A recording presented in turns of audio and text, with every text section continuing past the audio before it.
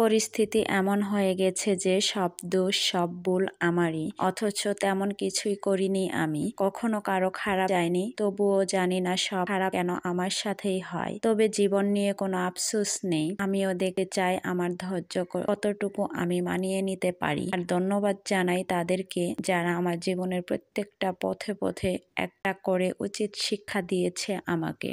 Hello everyone, আসসালামু আলাইকুম। সবাই কেমন আছেন? আশা করি সবাই ভালো আছেন, সুস্থ আছেন এবং নিরাপদে আছেন। আলহামদুলিল্লাহ, আমিও বেশ ভালো আছি, সুস্থ আছি। আমি মিশু খাগড়াছড়ি থেকে বলছি। মিশু মনিরা ব্লগ আপনাদের সবাইকে স্বাগত জানাই।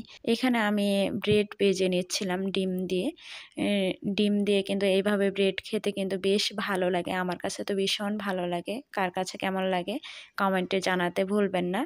তো এখানে কিন্তু ব্রেডের ভিতরে আমি একটু পেঁয়াজ, একটু কাঁচামরিচ, একটু লবণ দিয়ে তারপর কিন্তু আমি ব্রেডটা ভেজে নিয়েছি। আর এদিকে আপেল কেটে নিয়েছিলাম, ব্রেড আর আপেল খেয়ে নেব আর কি। তো এগুলাই হচ্ছে আজকের খাবার। আর এইদিকে আমার এই রুমে সরকারি থেকে কি চলে আসছে দেখতে পাচ্ছেন। আবার রুমে কিন্তু পর্দা ছিল না, তো রুমের কালার ম্যাচ করে কিন্তু সরকারি থেকে পর্দা দিয়েছে। দেখতে পাচ্ছেন পর্দাটা কিন্তু জানালার কালার, দরজার কালার আর এদিকে দেওয়ালের কালার মিক্স করে দেওয়া। তো সবাই হয়তো দেখে বুঝতেই পারছেন। তো আমার রুমে কিন্তু তেমন কিছুই ছিল না। আর এইখানে পাহাড়ি এলাকায় কিন্তু তেমন কোনো বাসাও পাওয়া যায় না। তো যা পাওয়া যায় তো আলহামদুলিল্লাহ, মানে যতটুকু পাওয়া যায়। তো এই রুমগুলো না মাত্র নতুন করেছে আর কি। নতুন বলতে আগে মনে হয় বাঁশের বেড়ার ছিল, এখন একটু ইটের করেছে। তো তার জন্য কিন্তু রুমে কিছুই ছিল না, মানে ওরকম কিচ্ছু ছিল না। একে একে কিন্তু দেওয়া হচ্ছে আর কি। এদিকে দেখতে পাচ্ছেন পর্দাগুলা দেওয়াতে রুমগুলা কি সুন্দর লাগছে। পর্দাগুলাও কিন্তু বেশ সুন্দর, কিন্তু একটু ছোট ছিল পাশে, এর জন্য কিন্তু বেশি করেই দিয়েছে। একটা জানালাতে কিন্তু আমি আর 3টে পর্দা লাগিয়েছি, এরকম দরজাতেও 3টে করে দেওয়া। তো সব জানালা দরজা সবগুলাতেই কিন্তু পর্দা এসেছে। মোট মনে হয় 18টা ছিল।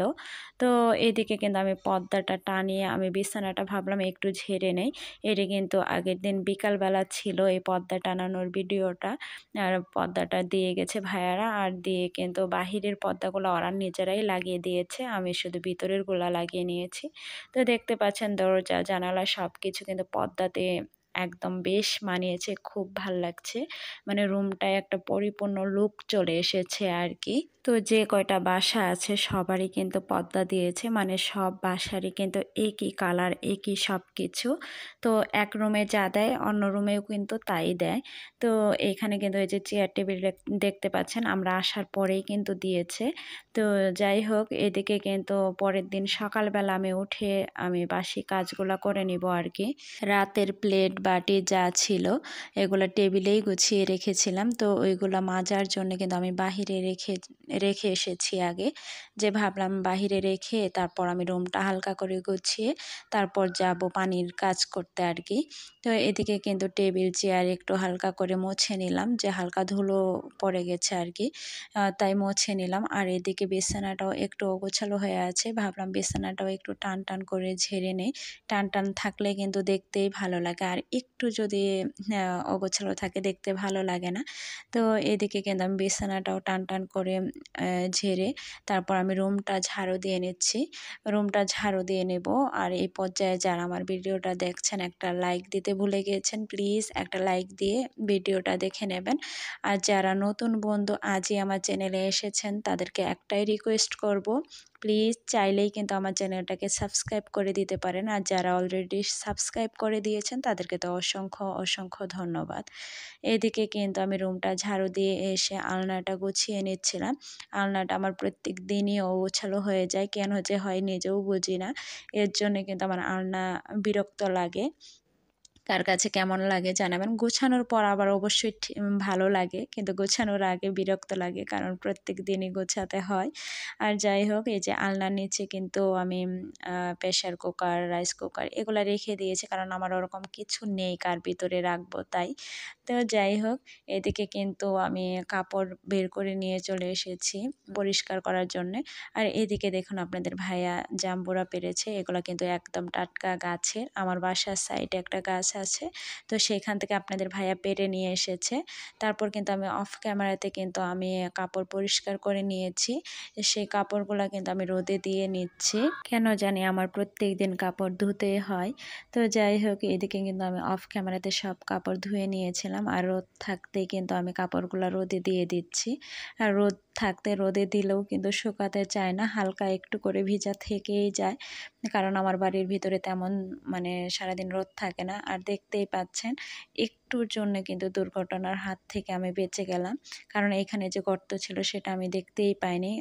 চেয়ারটা রাখার পর পা দেওয়ার সঙ্গে সঙ্গে ডেবে গিয়েছিল। ভাগ্য ভালো যে একটুতেই আমি নেমে গেছি, তা না হলে কিন্তু বড় একটা দুর্ঘটনা হতে পারত।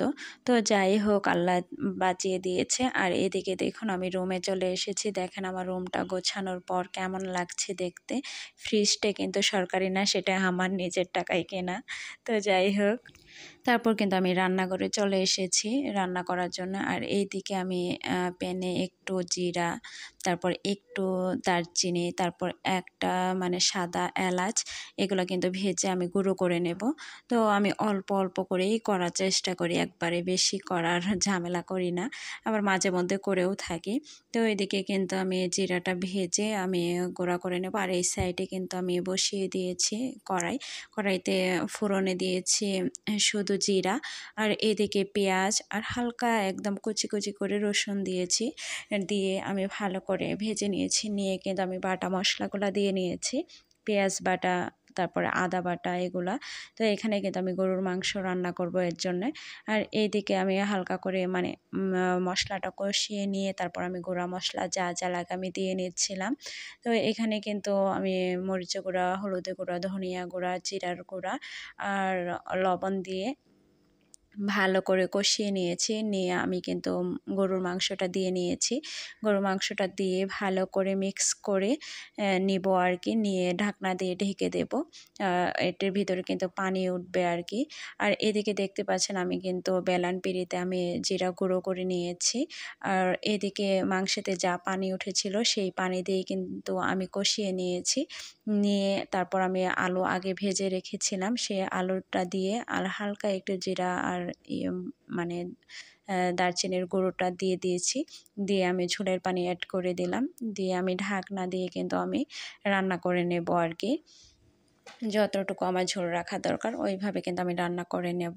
আর এই সাইডে আমি ভাত বসিয়ে দিয়েছিলাম রাইস কুকারে, ভাতটাও কিন্তু আমার হয়ে গিয়েছে। আর এইদিকে দেখতে পাচ্ছেন আমার তরকারিটাও হয়ে গিয়েছে, আমি এরকম ঝোলঝুলি নামিয়ে নিয়েছি, মানে বেশি ঝোলও না আবার বেশি মাখাও না। আর এইদিকে চলে এসেছি খাওয়া দাওয়া করতে।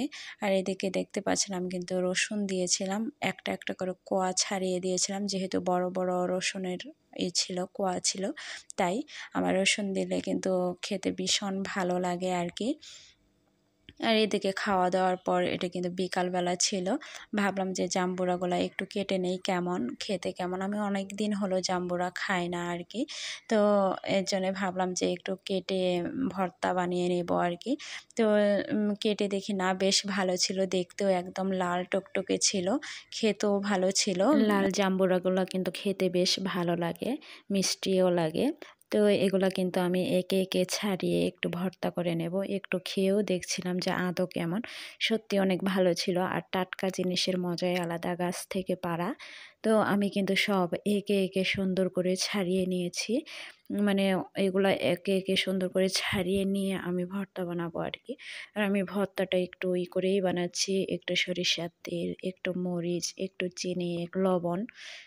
তো এগুলো দিয়েই কিন্তু আমি ভর্তাটা বানিয়ে খেয়েছিলাম, বেশ ভালো লেগেছিল। আর এইদিকে কাপড় ভাঁজ করে রেখে দিলাম, আপনাদের ভাইয়া আয়রনে নিয়ে যাবে, তো আয়রন করে নিয়ে আসবে, এর জন্য আমি ব্যাগ ভরে কাপড়গুলা ভাঁজ করে রেখে দিলাম।